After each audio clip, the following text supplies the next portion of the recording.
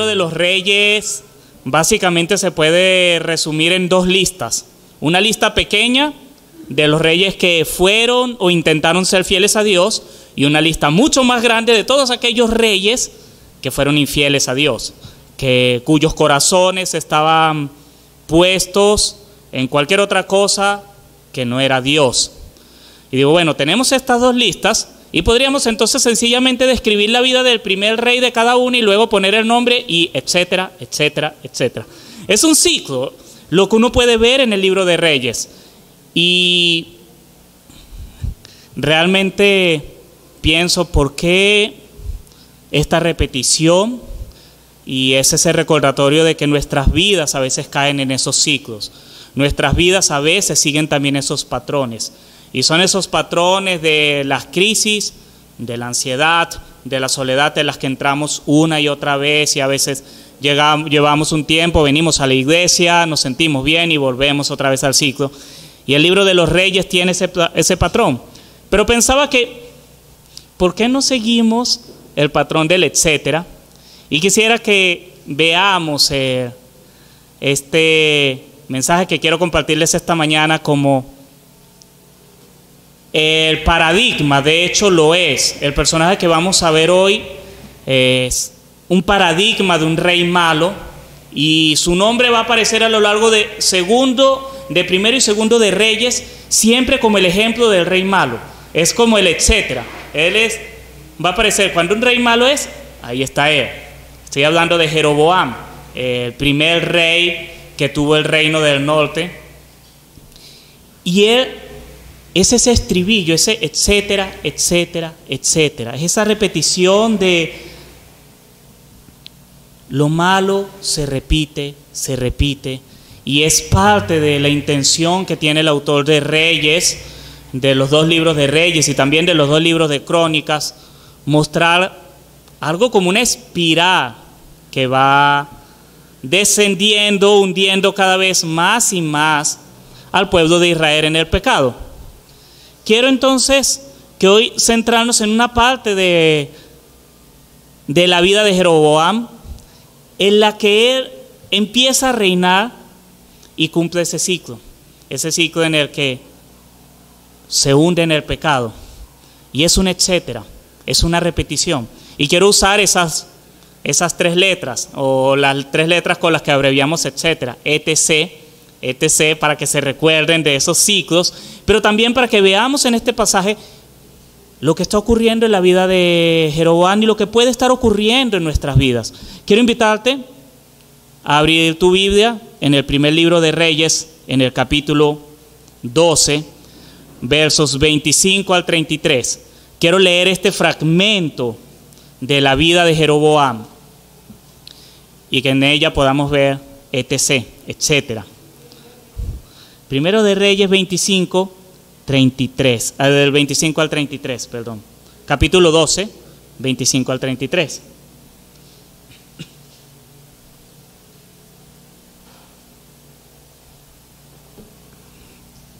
Voy a leer para ustedes en la Nueva Versión Internacional. Dice así: Jeroboam fortificó la ciudad de Siquem en la región montañosa de Efraín y se estableció allí.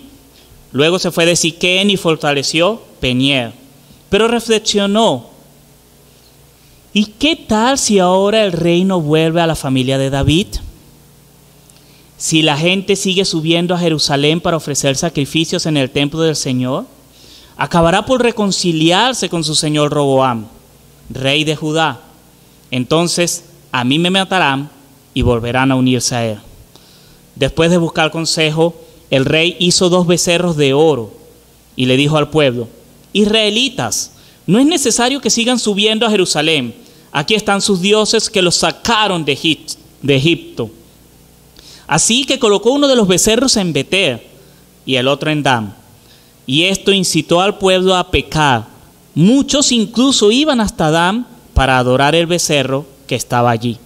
Jeroboam construyó santuarios paganos en los cerros y puso como sacerdotes a toda clase de gente, hasta a quienes no eran levitas. Decretó celebrar una fiesta el día 15 del mes octavo, semejante a la que se celebraba en Judá. en el altar de Betel, ofreció sacrificios a los becerros que había hecho y estableció también sacerdotes para los santuarios paganos que había construido. Así pues, el día 15 del mes octavo, Jeroboam subió al altar que había construido en Betel y quemó incienso. Ese fue el día que arbitrariamente decretó como día de fiesta para los israelitas. Ahí está Jeroboam, y ese es, digamos, el pasaje o la historia que va a ser paradigmática en todo el resto del libro de Reyes.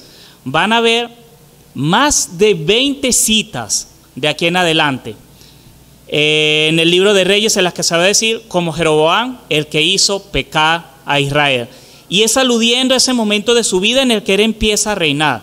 Y para poner un poco el contexto, Jeroboam empezó a reinar después de que los siervos de Salomón le pidieron al hijo de Salomón, Roboam, que aliviase un poco la carga que estaba sobre ellos, cargas de impuestos, de trabajos forzados, etc.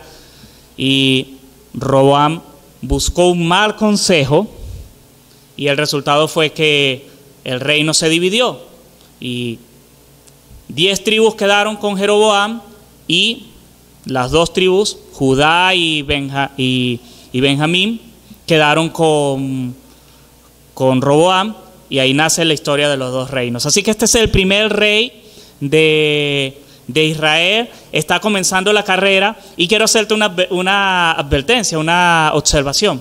Sé que es muy fácil pensar que Jeroboam fue un rey malo, o quizás ponerlo en la misma categoría que podemos poner a Absalón y a Adonías, pero tenemos que tener cuidado con eso, porque Jeroboam sí tenía, a diferencia de Adonías, Absalón, que intentaron rebelarse y usurpar el reino, a Jeroboam Dios le estaba dando el reino.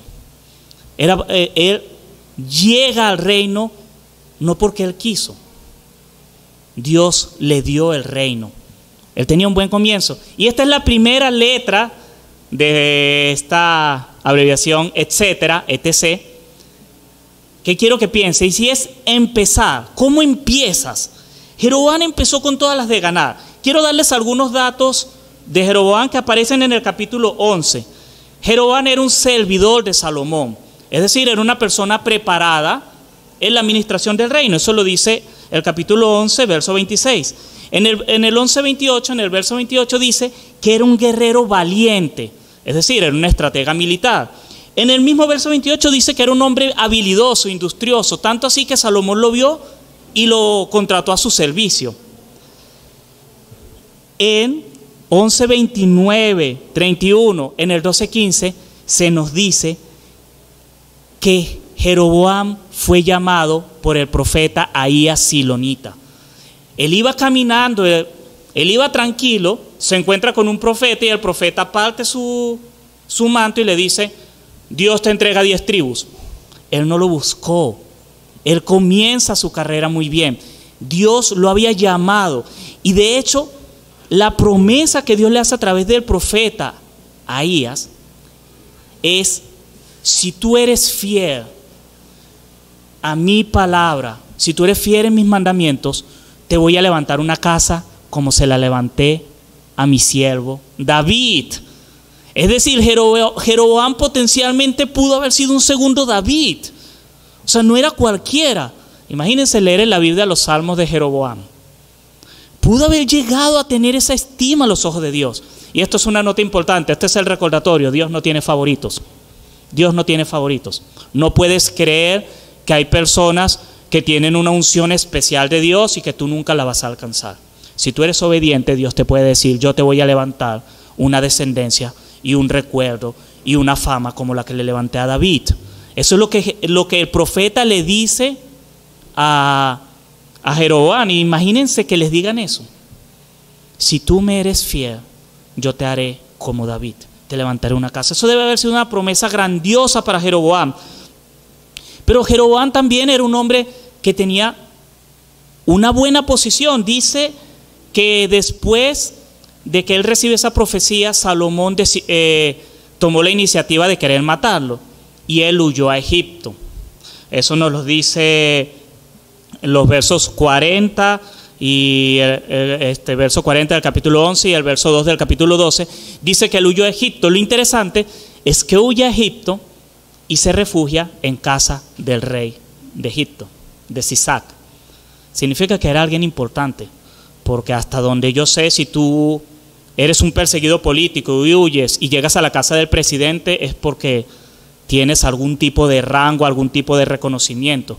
Y más interesante aún, cuando muere Salomón, y eso es lo que aparece en el verso 20 del capítulo 12, cuando muere Salomón y empiezan las negociaciones con Roboam por el tema de cómo vamos a manejar ahora la cuestión, ¿a quién creen ustedes que llamó el pueblo para que sea el líder de esa negociación?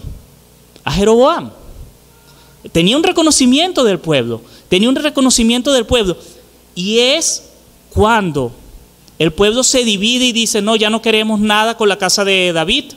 ¿A quién proclaman rey? A Jeroboam. En resumen, él no es como Absalón o Adonías, que empezó a conspirar y decir, voy a ver a quienes me siguen y vamos a manipular por acá y vamos a decir por acá y vamos a matar a estos. Jeroboam tenía todo para empezar a ser un buen rey. Tenía todo por delante, tenía el respaldo de Dios, tenía el respaldo del pueblo, tenía las habilidades militares, tenía las habilidades administrativas, tenía ya la experiencia de haber servido como funcionario público de alto rango, por decirlo de alguna manera, dentro de Judá. Empezó bien. De hecho, esos son la primera parte, el primer verso de la lectura que hice. Jeroboam fortificó la ciudad de Siquem en la región montañosa de Efraín y se estableció allí. Luego se fue de Siquem y fortificó Peniel. Este es un buen comienzo. Lo acaban de coronar al rey y empieza a fortificar ciudades estratégicas de valor militar y de valor histórico para la nación. Eso es lo que haría un buen gobernante. Me ponen a la cabeza de esta nación y yo empiezo a establecer las relaciones correctas con la gente correcta y empiezo a ganarme el favor del pueblo. Él está buscando asegurar la estabilidad de su pueblo. Tanto Siquem como Peniel son ciudades importantes del reino. Siquem es un lugar donde, relacionado con las promesas que Dios le dio a Abraham, y Peniel es nada menos y nada más el lugar de la historia de Jacob con el ángel y esas visiones. Eran lugares históricos, o sea, tomó cuidado de ciudades importantes. Eso es comenzar bien. Eso es cuando comienzas esa relación con toda la expectativa y vas a decir, este amor durará para siempre, o este trabajo es el trabajo que va a sacar a mi familia adelante. O cuando yo todo emocionado veo a mis hijos y digo, yo los voy a levantar en el camino de Dios. Yo me voy a esforzar por obedecer y los traigo a la iglesia y los traigo a la escuela dominical. Es un buen comienzo, es un comienzo basado en la palabra de Dios. Todos empezamos con buenas expectativas. O alguno de ustedes alguna vez ha empezado, ay, este es mi nuevo trabajo, espero que me vaya mal y me voten pronto. Nadie, ¿verdad? O quiero empezar esta relación y espero que me hieran y me rompan el corazón, y nadie empieza. Todo el mundo empieza con buenas expectativas y poniendo lo mejor de uno. Y aquí Jeroboam está poniendo lo mejor de sí para salir adelante. Y comienza el reino. No sabemos en qué momento, si fue a las semanas, a los años, a los meses, no debe haber sido un tiempo muy largo. Pero viene la segunda realidad. Tú puedes empezar muy bien, pero la verdad es que viene la T del etcétera, y es tropiezas. Y vas a tropezar con una realidad. La vida es dura, la vida es complicada, la vida no es fácil, las personas son difíciles. Tenemos que compartir este mundo con personas tan caídas y pecadoras como nosotros. Y parece que aquí Jeroboam empieza a tropezar con esas realidades. Y yo no sé si era que él estaba acostado un día en su casa, en una noche de desvelo, o estaba paseando, o tuvo una discusión con su esposa, algo que le haya afectado emocionalmente, pero comenzó con él, ¿qué pasaría si? Y ahí es cuando empezamos a tropezar con la realidad. ¿Qué pasaría si esa persona me está engañando? ¿Qué pasaría si mis hijos se apartan de Dios? ¿Qué pasaría si realmente estos compañeros de trabajo son mi competencia, mis enemigos, y me están viendo así y su intención es meterme la zancadilla, quedarse con mi puesto, avanzar a costillas mías? ¿Qué pasaría si? Empezamos a chocar con la realidad de que el mundo no es perfecto, y lo más difícil de digerir para nosotros, ni tú ni yo tenemos el control en lo que estamos viviendo. Ni tú ni yo podemos asegurar trabajo, relaciones, salud. No tenemos el control. Y no lo podemos tener, inclusive no podemos predecir nada con exactitud. Y Jeroboam choca con esa realidad. Tropieza con la realidad de ¿qué pasa si el pueblo al final se va otra vez con la casa de David? Si de tanto subir a Jerusalén terminan diciendo, ¿saben? Estábamos mejor cuando el reino estaba unificado. Ese ¿qué pasa si? Tropezamos con esa realidad. Yo a veces me encuentro con esa realidad en momentos en los que digo, ¿qué pasa si mis hijos cumplen los 18 años y me dicen, papá, ya no quiero saber nada de la iglesia? ¿Qué pasa si? Yo no lo puedo controlar, no los puedo obligar. Puedo hacerlo ahorita mientras son menores de edad y están, pero llegará el día en el que ellos tomarán sus decisiones y yo no tengo ninguna manera de controlar esas decisiones, porque son sus vidas, son sus decisiones. Ninguno de nosotros puede controlar el trabajo en el que está. Ninguno de nosotros puede controlar su salud. Es algo tan duro que la verdad es que nosotros en un momento, por más que no nos guste la idea, podemos pasar de empleados a desempleados. Podemos pasar de acompañados a solos. Podemos cambiar en cuestión de minutos, de horas, el estatus y pasar a ser viudos, viudas, de sano a desahuciado, y no lo podemos controlar. Jeroboam chocó con esa realidad, y a eso se le sumó que nuestro corazón no quiere eso. Nuestro corazón quiere tener el control, y por eso escribimos en nuestro muro de Instagram, este es el trabajo de mi vida, y asociamos que el trabajo es nuestra vida, o mis hijos para toda la vida, o los amaré por siempre, porque queremos tener ese control, queremos que eso se dé, y está bien, pero también tenemos que aceptar la realidad de que no tenemos el control. Y ahí comienza el conflicto con Jeroboam. Dice los versos 26 y 27, pero reflexionó, ¿y qué tal si ahora el reino se vuelve a la familia de David? ¿Qué tal si? Eso sí, pero, ¿qué pasaría si? Si la gente sigue subiendo a Jerusalén para ofrecer sacrificios en el templo del Señor, acabará por reconciliarse con su señor Roboam, rey de Judá. Entonces a mí me matarán y volverán a unirse a él. Y ahí viene el problema. El miedo empezó a llenar su vida y empezó a controlar sus decisiones. Y otra vez vuelvo a decir, no hay mucho problema con esto.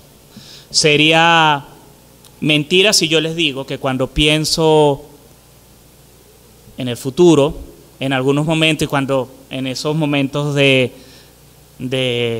ocio, no sé, de angustia, uno empieza con los ¿qué pasaría si? Uno siente miedo. Yo a veces pienso, ¿qué pasaría si mis hijos no toman buenas decisiones en el futuro? ¿Qué pasaría si mi hija toma una mala decisión de vida y se mete en un problema del que le cueste salir. Y esas cosas le arrugan a uno el corazón, comienzan a darle a uno temor. Y esto le pasó a Jeroboam. Empezó a sentir, pero yo no tengo el control. Yo no puedo, cada vez que esa gente suba a Jerusalén, puede volver cada vez con el corazón más de Judá. ¿Y si otro les promete algo mejor que yo? ¿Y si conspiran para matarme? Y ven que empieza a sentir el miedo, y ese es el miedo que nos lleva a los celos, a la inseguridad.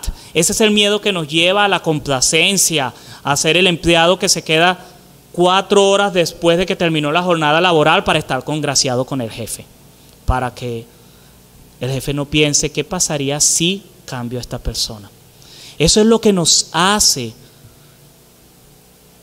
abrir puertas para que seamos abusados de cualquier manera, en un trabajo, en una relación, en una iglesia, porque tenemos miedo de qué pasaría si tropezamos con esa realidad.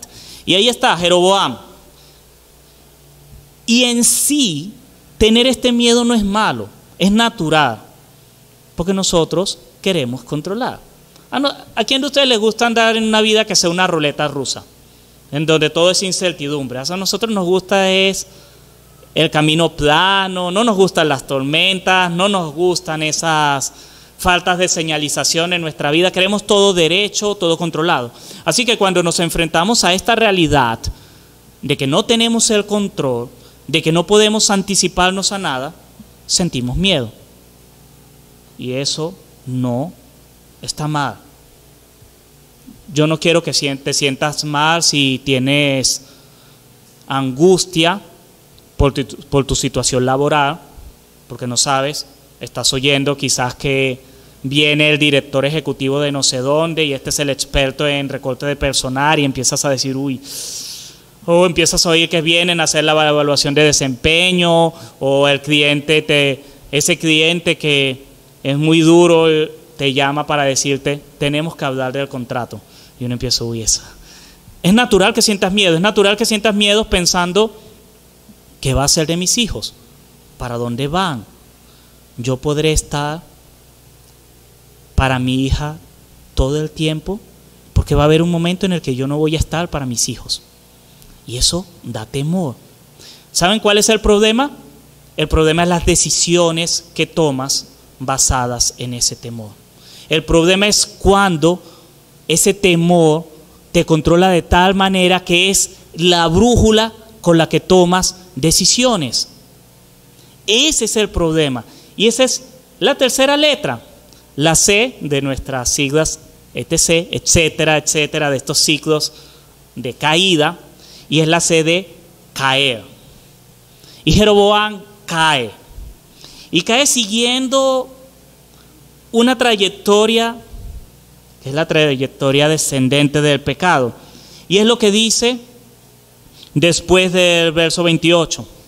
Comienza diciendo, después de buscar consejo, el rey hizo 2 becerros de oro y le dijo al pueblo de israelitas, no es necesario que sigan subiendo a Jerusalén, aquí están sus dioses que los sacaron de Egipto.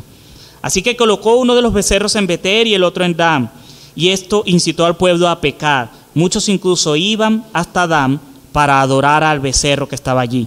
Jeroboam construyó santuarios paganos en los cerros y puso como sacerdotes a toda clase de gente, hasta quienes no eran levitas. Decretó celebrar una fiesta el 15 del mes octavo, semejante a la que se celebraba en Judá. En el altar de Betel ofreció sacrificios a los becerros que había hecho y estableció también sacerdotes para los santuarios paganos que había construido. Así pues, el día 15 del mes octavo, Jeroboam subió al altar que había construido en Betel y quemó incienso. Ese fue el día que arbitrariamente decretó como día de fiesta para los israelitas. Empieza una caída. Y aquí es donde nosotros tenemos que pararnos y decir, cuidado con decisiones basadas en el miedo. Empieza una caída descendente, en la que se va hundiendo cada vez más y más profundo en el pecado. Él tenía miedo, eso es normal, es comprensible. Piensen, estás a la cabeza de una nación grande, tienes muchos enemigos, tienes miedo, eso está bien. Tienes miedo por tu trabajo, eso está bien. El problema está cuando empiezas a tomar decisiones basadas en ese miedo. Y esto es solo la cadena. Y quiero que me sigan con atención en esto porque ilustra el problema cuando creemos que podemos justificar la desobediencia. Porque eso fue lo que le pasó a Jeroboam. Él creyó que la desobediencia se puede justificar.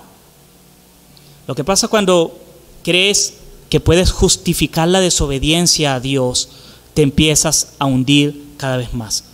Él dijo, hey, mi reino está en peligro, debo hacer algo, debo tomar mis cartas en el asunto, voy a buscar consejo. ¿Eso es malo en sí? No, dice que buscó consejo. Todos hubiésemos preferido que hubiese buscado consejo en Dios, pero bueno, buscó consejo en otros. Hay gente sabia en este mundo, así. Pero parece que el consejo no fue bueno porque dice, buscó consejo e hizo 2 becerros de oro. Ya ahí uno empieza a ver que era un consejo basado en las fuerzas humanas, las intenciones humanas y no lo que Dios quería. Era un consejo que estaba buscando la voluntad del hombre y no la de Dios. Y construye 2 becerros de oro. Esto ya es algo malo. Aunque quiero aclarar algunas cosas de los becerros.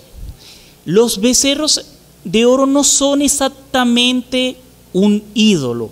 Es una cosa mucho más compleja. Él está tomando imágenes de la cultura pagana a su alrededor que solía decir o solía ilustrar a los dioses montados sobre toros o becerros. Estos son los becerros solos. Así que básicamente lo que está haciendo es un altar de Dios. Es una mezcla muy confusa y aquí es el peligro. Porque él podría alegar que él no está haciendo idólatra, él no está haciendo una imagen de Dios. Está haciendo la imagen de los becerros sobre los que Dios cabalga. O sea, es algo muy confuso. Empieza a confundir para justificar su desobediencia. O sea, él no está diciendo exactamente que Dios es un becerro, que Dios es un toro. Él está diciendo Dios cabalga sobre esos toros. Es básicamente la idea, es una idea que raya en la idolatría, que raya en la desobediencia, pero claramente está en abierta desobediencia al primer y segundo mandamiento de no adorar imágenes y de no hacerse figuras contra la idolatría. Pero empieza a justificar su desobediencia. Él está como cuando usamos esas famosas frases, pero es que todos mienten, pero es que eso lo hace todo el mundo. Pero esto no es tan malo. Y empezamos como a buscar siempre la vuelta para justificar nuestra desobediencia. Él empieza a hacer eso. Pero no se queda ahí. Dice más adelante que edifica lugares altos. Y eso sí era clara y abierta idolatría. ¿Y por qué lo hace? Porque en el pueblo había idolatría y yo necesito complacer al pueblo, porque eso me asegura que no se vayan y después me maten. Aquí sí ya está siendo complaciente, da un paso más en hundirse, hace santuarios paganos. Pero entonces seguramente los levitas no estaban de acuerdo con los becerros, no estaban de acuerdo con él. ¿Y qué voy a hacer? Fulano, ¿tú quieres ser sacerdote? Véngase para acá. No importa que seas de la tribu de Manasés o de cualquier otra tribu. Y dice que empezó a nombrar sacerdotes a diestra y siniestra, a dedo. Dio un paso más en la desobediencia y en anclar su corazón en algo que no es la fidelidad a Dios, justificando la desobediencia. Me imagino que en todo momento es que yo necesito estar contento con la gente, yo necesito que la gente me siga, yo necesito tener seguidores, yo necesito que la gente sea obediente. Empieza a nombrar seguidores, nombra sacerdotes, hace cultos paganos y hasta se inventa fechas religiosas para hacerle la competencia a Jerusalén. Y ya uno dice, bueno, ya, casi que se cree Dios. Él está diciendo en qué día adoramos a Dios, en qué día hacemos fiestas, quién ofrece sacrificios, quiénes. Y lo que está pasando en el corazón de Jeroboam y lo que pasa en nuestro corazón cuando desobedecemos es que primero el miedo nos lleva a tomar decisiones pecaminosas, decisiones en las que justificamos la desobediencia. Pero llega un momento en el que ya no es el miedo, es nuestro ego, es nuestro corazón pecador. Ya hay decisiones que Jeroboam está tomando, que las está tomando porque él quiere tomarlas, porque le dan sensación de control. Y esta es la idea de cuando comienzas diciendo una mentira, porque tienes miedo de que te descubran. Y te preguntan, ¿hiciste tal cosa? Sí, sí la hice, y no la hiciste. Y luego tienes que decir otra mentira para que tu historia cuadre. Y luego, además de la mentira, tienes que falsificar un documento para que cuadre la historia y eso. Pero va a llegar un momento en el que empiezas a mentir y empiezas a desobedecer, no porque tienes miedo, sino porque descubres que así tienes control, porque descubres que así tienes una sensación de falsa seguridad, porque descubres que evadir y mentir es más fácil que obedecer. Y llega un momento en el que ya no eres un mentiroso por miedo, eres un mentiroso porque te da la gana, porque disfrutas la mentira, porque sabes que ese es un camino mucho más fácil. Oye, es más fácil decirle a la gente, yo no estaba, que decirle, no, es que estaba ocupado y tener que dar la cara. Entonces, y así le pasó a Jeroboam. Vemos a un Jeroboam con miedo a su muerte, con miedo a que lo maten, y ahora es un Jeroboam que anda nombrando sacerdotes, que anda estableciendo fechas litúrgicas, hasta quizás diseñando ropa para los sacerdotes, no, haciendo cualquier cantidad de cosas. Y ya uno dice, esto no es solamente miedo, esto es que él ya ha caminado tanto, se ha hundido tanto, que el pecado es algo en lo que se deleita.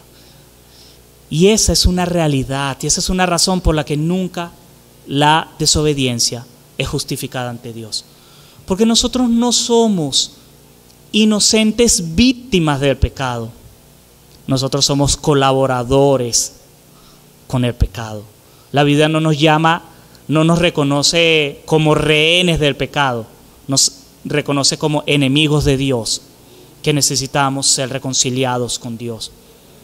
Así que piensa en eso cuando estés antes de un paso de justificar la desobediencia. Piensa que eso no solo te va a llevar a una cautividad al pecado, sino que te va a convertir en un pecador adrede, que vas a disfrutar pecar, que vas a justificar ese pecado, que de alguna manera lo vas a adaptar y lo vas a hacer parte de tu vida y vas a decir, esto no solo me controla, sino yo vivo sobre esto.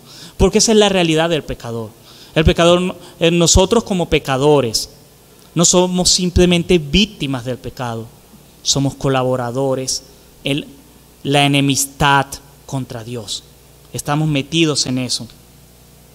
Les decía, el pecado domina, estamos ahí metidos en la enemistad contra Dios. Y les decía hace un momento, esta cadena de eventos, querer justificar el pecado, hizo que ese hombre que pudo haber sido el equivalente del norte de David, pudo haber sido el rey con un reino como el de David, pasa a ser el símbolo del pecado y la desobediencia en los reyes. Yo conté así, abuelo de pájaro, 20 citas en las que el nombre de Jeroboam aparece asociado a la palabra Jeroboam, el que hizo pecar a Israel. Imagínense estar en esa encrucijada en la que tu nombre puede ser fulano que tuvo un corazón que amó a Dios como David. Tener ese nombre que aparece, ese es el otro corito que aparece en los libros de Reyes. No fue perfecto como David, que era perfecto a los ojos de Dios. Tuviste la oportunidad de ser así y termina siendo fulano de tal, el que hizo pecar al pueblo.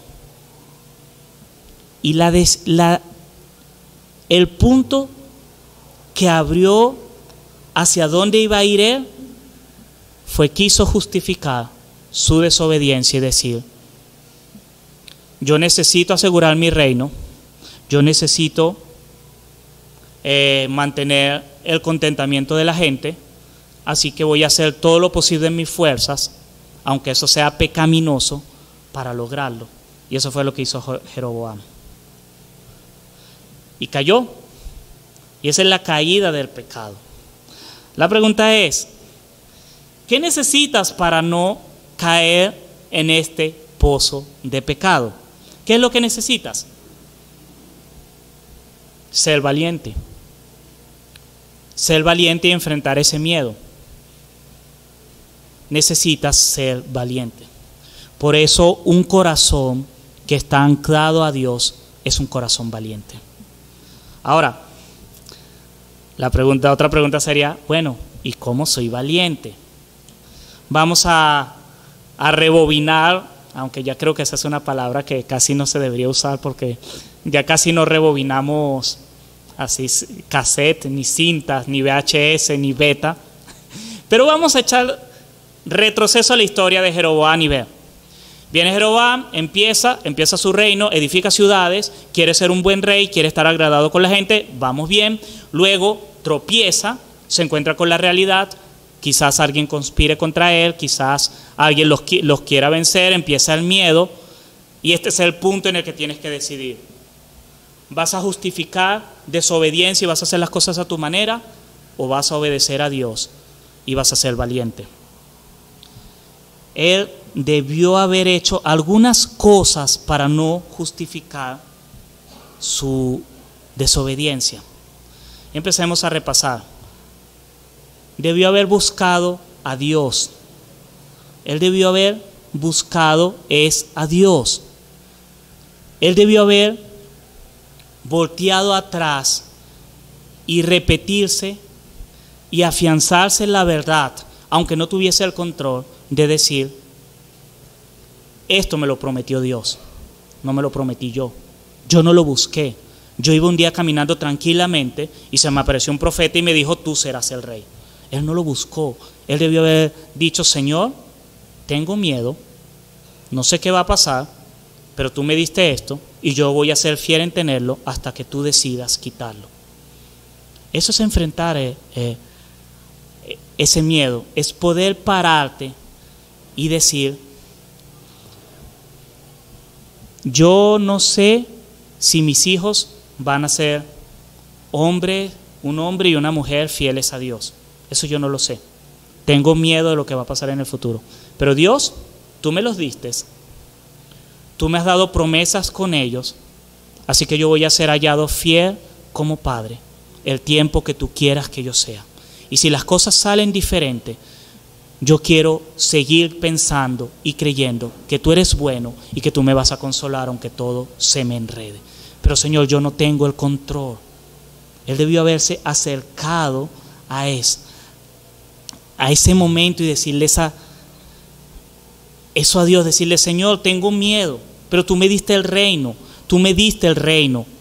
así que por favor, ayúdame a ser buen rey. Eso fue básicamente lo que hizo Salomón cuando comenzó su reinado. Él podía haber hecho eso. El punto es que en el momento en el que tropiezas con la realidad, antes de empezar a tomar decisiones que justifiquen la desobediencia, empieces a tomar decisiones basadas en la obediencia a Dios y en las promesas de Dios para el creyente. Empieces a pensar en cómo la gracia cuida y preserva tu vida. Eso fue lo que debió haber hecho Jeroboam. Y yo no sé en qué momento de tu vida estás pasando ahora, si estás luchando con miedos al futuro, al trabajo, la crianza, las relaciones de tu misma fe y te estás preguntando, ¿y será que yo podré ser un servidor de la iglesia? ¿Será que yo podré ser un buen creyente? Y tienes esas dudas. Antes de que empieces a tomar medidas que justifican desobediencia, quiero invitarte a que hagas 3 cosas y con esto quiero finalizar.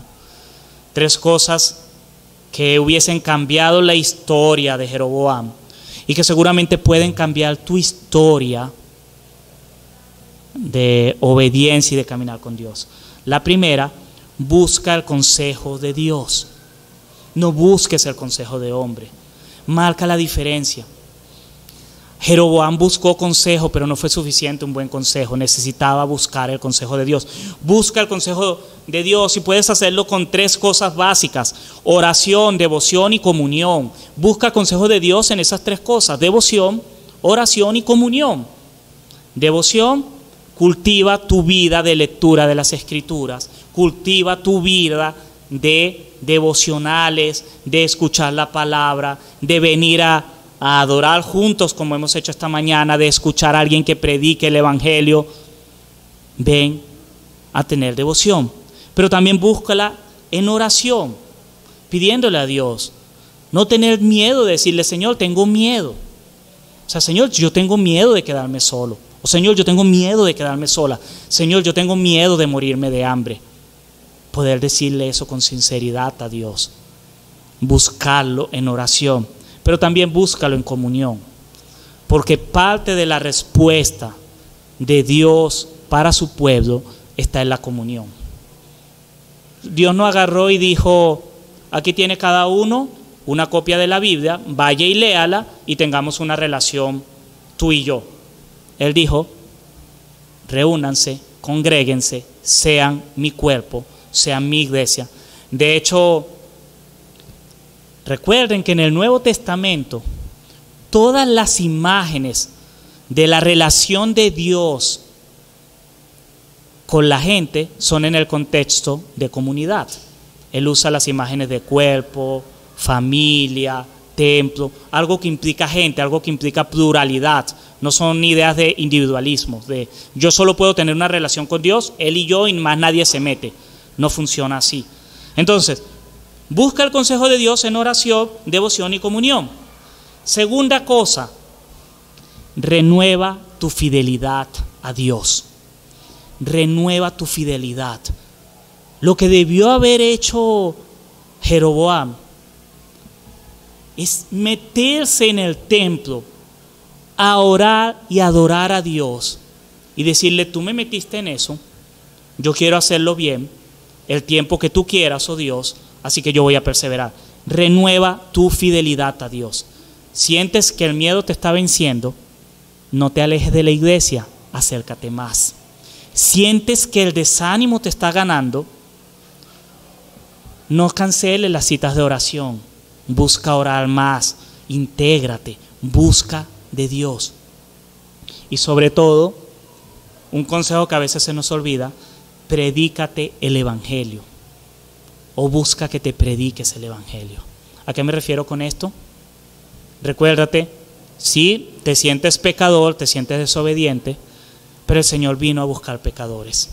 El Señor vino a buscar a los desobedientes, vino a llamar a los pecadores, y tú estás incluido en esa lista. Predícate el Evangelio, recuérdate quién eres, que eres un hijo de Dios, que eres una persona por la que Dios pagó un alto precio, la sangre de su Hijo. A veces necesitamos recordarnos eso.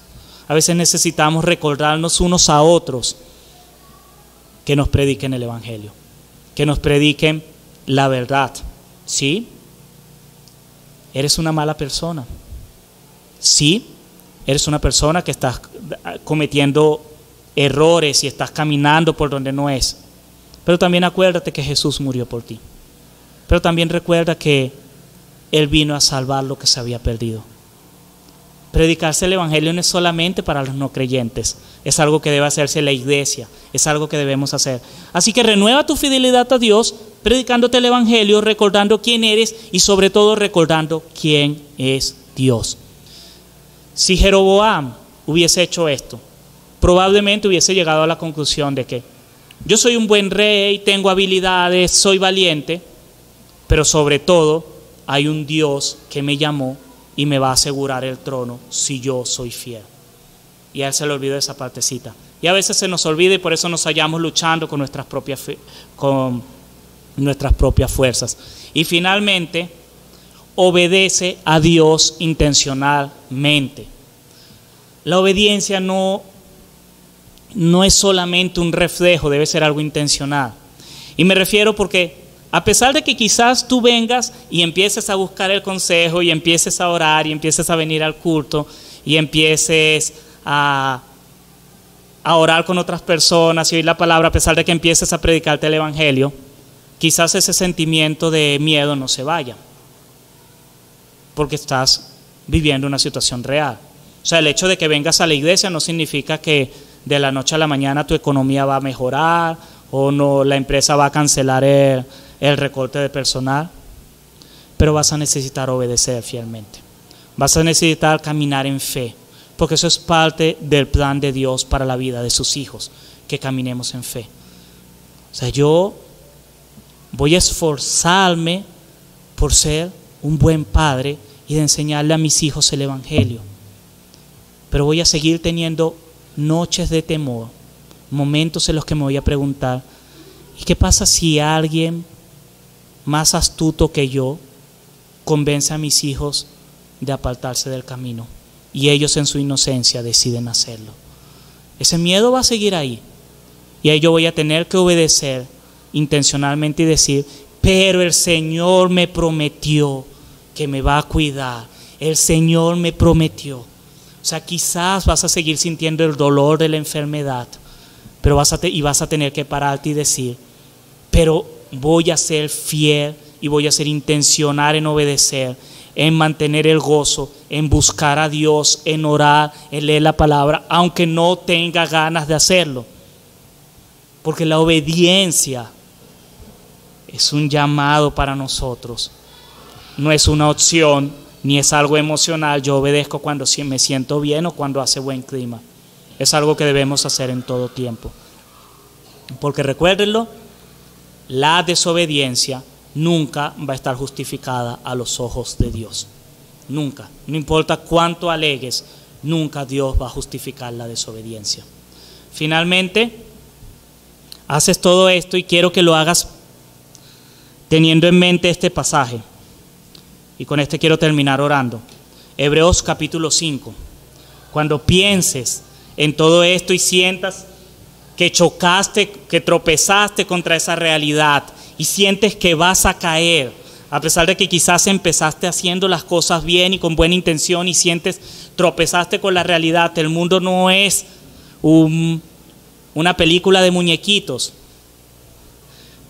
Piensa en Hebreos capítulo 5, versos 7 al 10. En los días de su vida mortal, Jesús ofreció oraciones y súplicas con fuerte clamor y lágrimas al que podía salvarlo de la muerte. Y fue escuchado por su reverente sumisión. Aunque era hijo, mediante el sufrimiento, aprendió a obedecer y consumada su perfección llegó a ser autor de salvación eterna para todos los que le obedecen. Y Dios lo nombró sumo sacerdote según el orden de Melquisedec. Puedes obedecer, puedes ser fiel porque Jesús fue obediente y fue fiel. Puedes entender y saber que el sufrimiento que pueda generarte obedecer y el miedo, Él lo entiende porque Él sufrió, Él lloró, dice, con lágrimas y fue perfeccionado en eso para que sus hijos puedan ser perfeccionados en la obediencia. Así que sí puedes obedecer, así que sí puedes predicarte el evangelio, si puedes buscar consejo en Dios, si puedes obedecer intencionalmente, porque Él lo hizo por ti. Así que solo tienes que disponerte y tenerlo a Él presente y decir, no lo hago por mis fuerzas, obedezco porque tú obedeciste en la cruz para que yo pueda obedecer hoy. Vamos a orar. Padre, gracias.